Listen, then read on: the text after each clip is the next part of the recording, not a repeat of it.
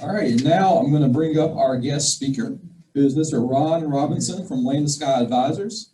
This title of this message today is How the Four-Step Business Model Helps Businesses Rebound. Just a little bit about Ron. He has traveled the globe, improving and turning around Fortune 500, mid-sized and nonprofit organizations, in addition to serving on boards and assisting the homeless, poor, and those with developmental disabilities.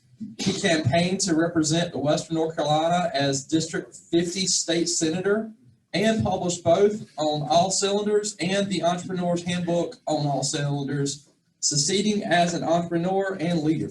His books are distributed to university libraries around the globe and are considered cutting edge and recommended by university business professors. Additionally, he has published a white paper on how to win elections, speeches, and op-ed pieces. He has spoken to groups as large as 3,000 and facilitated groups as large as 300. Please welcome Mr. Ron Robinson for this morning's message. Thank you.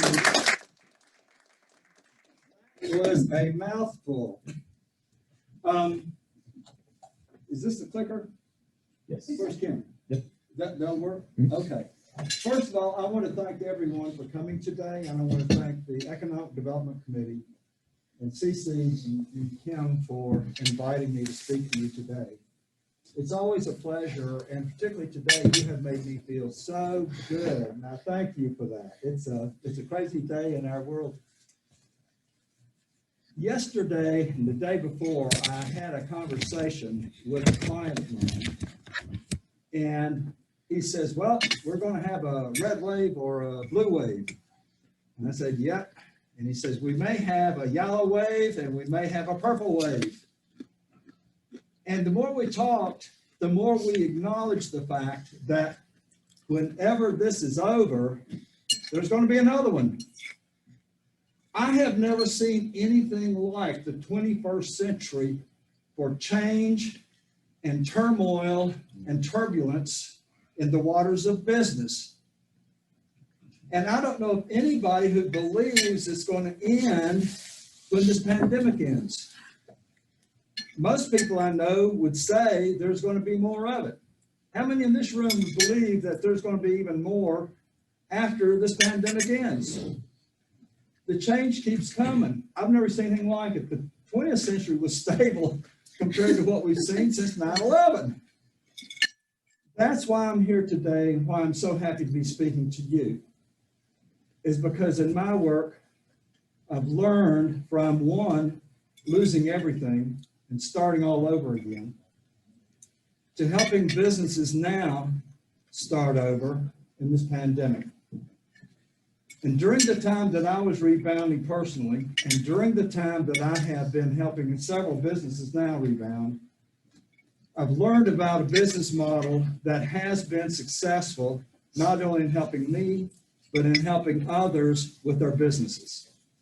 And that's why I'm so excited to be talking to you today about how McDonald's rose from number 40 to number 1 in their market.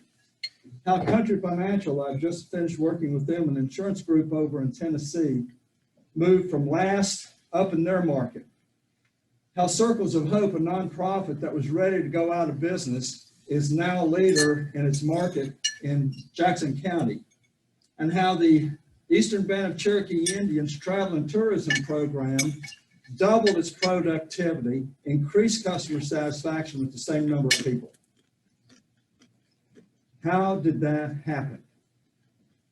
It happened through a four-step business model that I want to talk to you about this morning. And let's hope that I can work my clicker and make it happen. Yes, it works. Well, you may want to take your mask off. You don't have to ventilate on. Can you hear me better now? Thank you, CC. CC has always been my best coach. Country Financial, I've just finished working with. By the way, Zoom coaching them. I never believed that I could Zoom coach and help a company grow, but it works. It's amazing. The four-step business model. When I was coaching the leader of the Tennessee operation, I asked him what he wanted to accomplish. He says, well, we're in last place. That's a challenge. We need to develop a council to help lead this. we need more accountability throughout our business, and I want to become a coach and create leaders throughout my business. And he says, I really need to manage my time. He's only been working 70 hours a week. So I offered this model to him, and he says, yes, let's do it. So here's what we did. We took next steps, and I outlined to him how to organize his council. We're going to conduct a survey, create a growth strategy, and develop the skills to run a new organization. And that's what I want to talk to you about. Every business out there that I showed you has done the same thing to grow in troubled times. The first part is conducting a rebound study. With McDonald's, one of the things that we would do is get in our cars before we ever developed a strategy, and we would go out and do car counts in our competitors' parking lots at noon. We'd go through the drive-through, taste the food, time how long it took to get through the drive-through, and then we would go to the restaurants, McDonald's restaurants, and do the same thing. And it was through that study that we were able to then put together a plan. When I was with Circles of Hope, leading them, the first thing I did was interview everybody in the program, interview people in the community, go through the books to look at the numbers before I ever did the first thing. Study, study, study. Every client that I work with, we study. With Country Financial, we went through a culture survey using Ron Robinson's Culture of Success survey, but we also surveyed the books of business that the agents had throughout the state. And it was through that survey of the customers, not to mention the survey of the internals of the business, that we were able then to come together to think about how we organize and how we put together a strategy. The first thing that we do is structure. Structure, structure, structure. I'm talking from other organizations today. If you want to become better, we have to rethink the way we're organized. It's structure. And there are ways in which we structure our businesses today that can make a difference. It's just a matter of thinking through it. With Country Financial, the first thing we did was we got the leadership group together to think about a rebound structure. So that leadership council became the board of directors.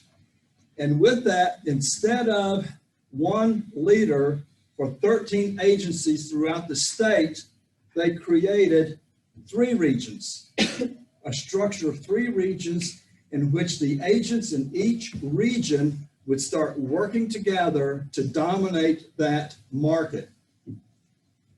Market dominance. Once we did that, we were then able to start putting together a strategy. And Cece asked me to speak to you today on rebound strategy, so I'm going to speak mostly about rebound strategy. But I want you to understand and appreciate the fact that rebound strategy is one part of a 4-part process. It's 25%. If we don't study first, if we're not looking at structure first, then the strategy is going to be ineffective. If we don't look at the skills in the organization and develop skills to help with that organization, it won't work. It takes all 4. So as I speak on strategy, understand it's only one part of a 4-part business model, okay? In a rebound strategy, I learned, and when I started working with McDonald's, it's been several years ago now, that there are 4 components of a strategy: finance, operations, customers, and employees. Most businesses that I've ever worked with focus on finance. Or they'll go into a room and think, well, what do we need to do this year? What are all the things we need to think about? And they start thinking about them and put together a plan for it. There's nothing wrong with that. But the problem with it is we overlook 1 or 2 of the issues that run our business. Those 4 pillars are what run our businesses. Every business has 4 pillars, those same 4 pillars. And the mistake that many organizations make is that they'll focus on one and not all.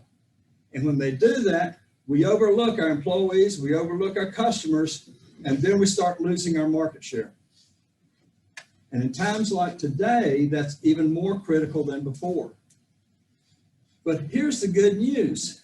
There's something else that goes with it. To rebound today, one of the things I learned and used with Circles of Hope, and I'm using with Country Financial right now, is an analysis of our environment, the business environment that we're in. And you'll see up here 4 elements. The environment itself. What's happening in our climate? How is that affecting things? Believe me, the insurance industry, the underwriters, and the actuaries are looking at that day in and day out. We all need to be thinking about how climate is changing the way in which we do our businesses. The economy. You'll see past, present, and future. For each one of these elements, we took the past 10 years to look at what was going on, what's going on with the present to spring into the future. The economy, we looked at the economy over the past 10 years. What's happening today? And to think about what's going to happen tomorrow. The same thing with technology. We just heard how technology is so critical today. Technology is changing faster and faster and faster, as we all know. When I started in business, we had mainframe computers in a warehouse that were huge. Now we have an iPhone. That's how much technology has changed in 10 years. Society, how is society changing also? Because the way society changes affects every business in here as it affects any business that I serve. So we took a close look at each one of those elements, how they've been working in the past 10 years, how they're working today, and how we might spring into the future as a result. So we've developed a springboard to the future. We looked at technology and the environment, and there's a lot of stuff up there, but let me just say on technology, they recognize the advancement of virtual reality and also the importance of breaking down of how we work with people and work with technology because each region is different. When it comes to the environment, they saw overbuilding in Tennessee and how that was going to impact them, and deterioration of some of the areas that they were working in right now when it comes to overbuilding and saturation. The economy, they saw opportunity for new markets. Society, they saw more virtual going on and more social media than ever before and civil wars with social media.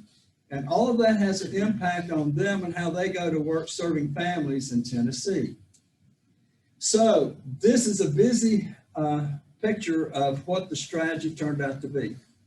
And I'm going to try to use this to show you a little bit about it. There we go. You'll see we talked about the 4 pillars. Well, we've got production rather than finance here, operations, customer satisfaction, employee satisfaction. They had always focused on financials, and they had learned through our work how important it was to think about operations. You see, they realized as we talked that if they didn't start looking at how to improve their operations, they couldn't improve their market share. It was their operation that in many ways was keeping them where they were. So in order to improve, they had to look at their operation as well as their financials or production or sales. And in order to do that, they realized also we better be thinking about those customers and how we're satisfying them today and tomorrow. They just won the Powers Award for customer satisfaction. And employee satisfaction. How do we better satisfy our customers? A number of years ago, the Harvard Business Review reported on research that talked about customer satisfaction. And what they reported was this: you don't increase customer satisfaction if you have dissatisfied employees. They go hand in hand. It's only when you have satisfied employees that you have satisfied customers. And the way McDonald's went from number 40 to number 1 was focusing on that. And they were the only region in the US who increased employee satisfaction. And when they did that, their customer satisfaction rose along with their sales. Those 2 elements go hand in hand, and we cannot overlook the importance of them as we're thinking about our strategy for moving forward. This is how you implement your strategy.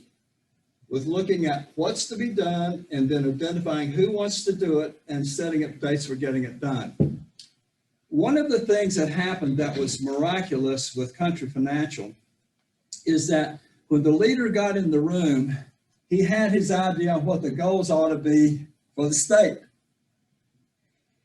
And he started sharing with them what the goals were that he was thinking about. And they said, wait a minute, Tyler, why don't we come up with those goals instead? And he kind of grinned and said, okay. So they got together, and over that day, they worked on production, operations, customer sat, employee sat. And when they finished and presented to Tyler, he was blown away.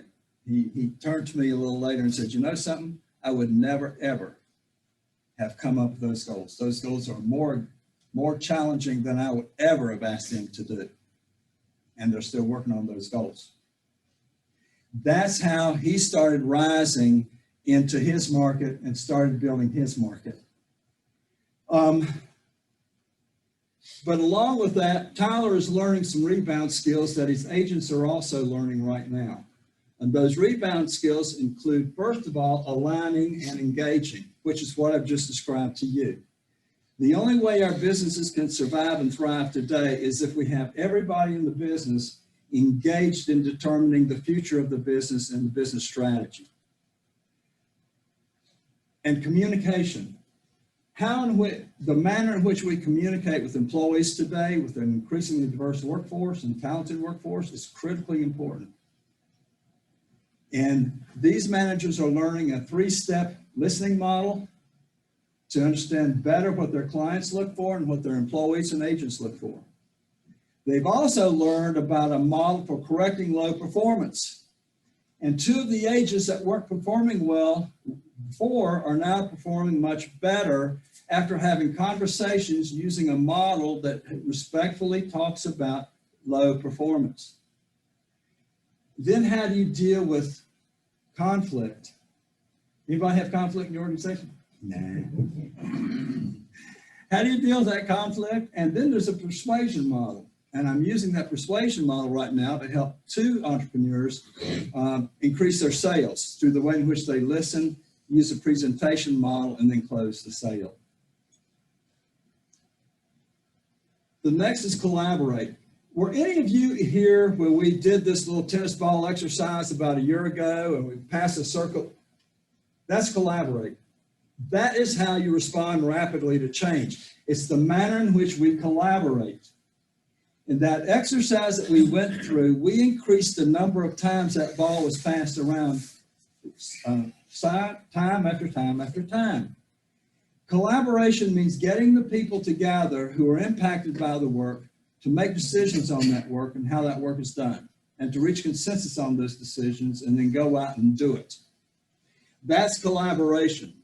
With Circles of Hope, when we structured everything and had each group collaborating on how they got their work done, we had 2 changes that could have brought that business down 6 months earlier.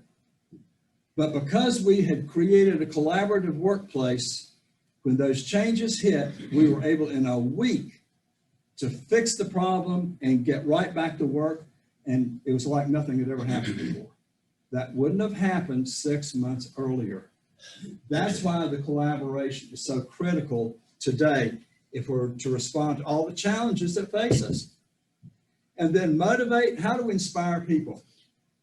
This inspiration and motivation is probably as critical as any part today. This, I want to tell you, is how the governors in the Northeast got control of the virus. It's how Country Financial got control of its sales.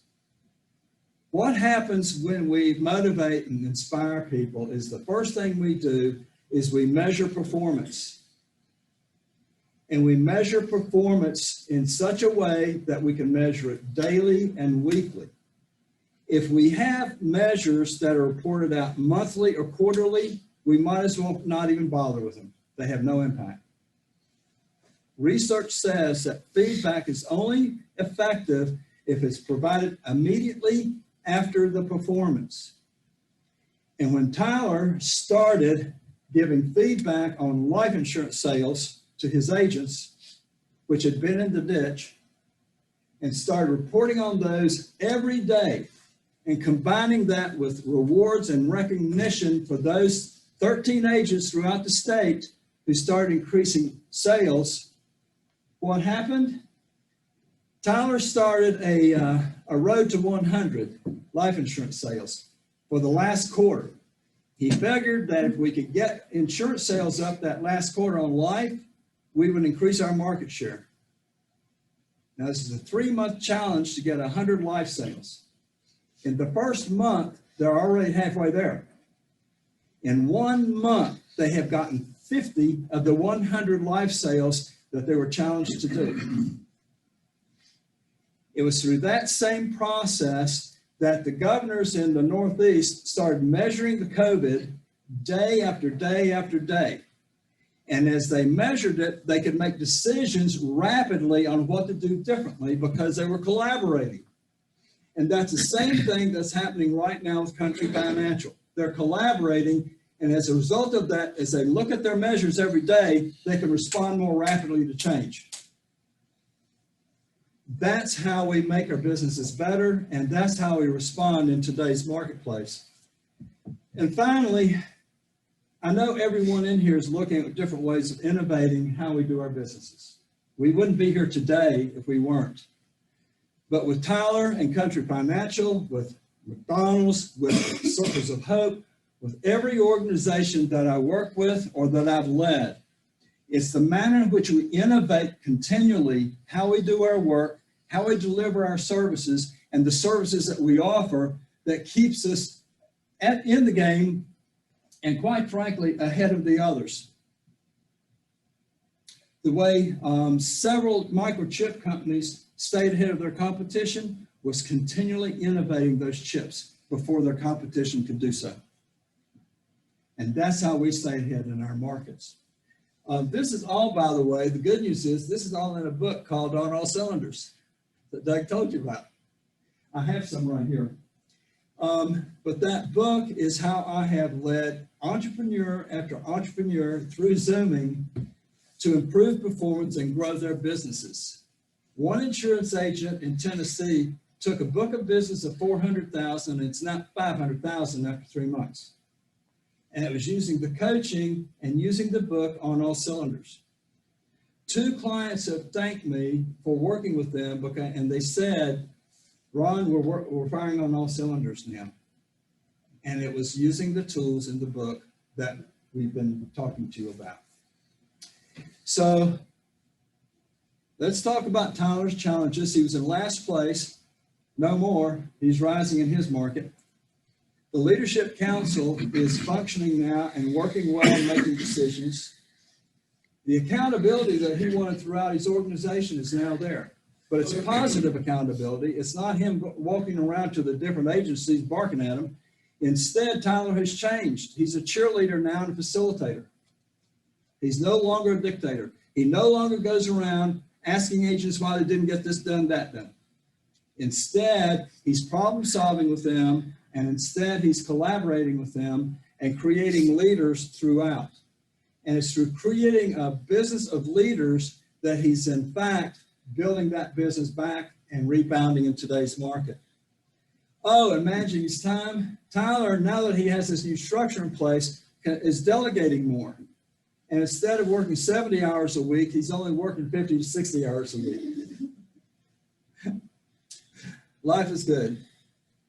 So for better business results, I'm here to help you. This is how we rebound.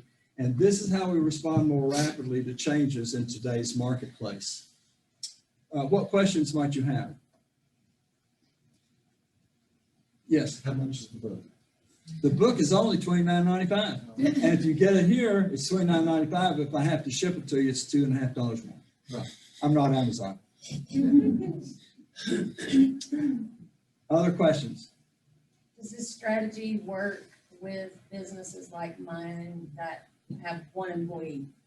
Well, the insurance agent that I used the book with in that strategy had himself and his assistant. Okay. He grew his business by $100,000 in 5 months.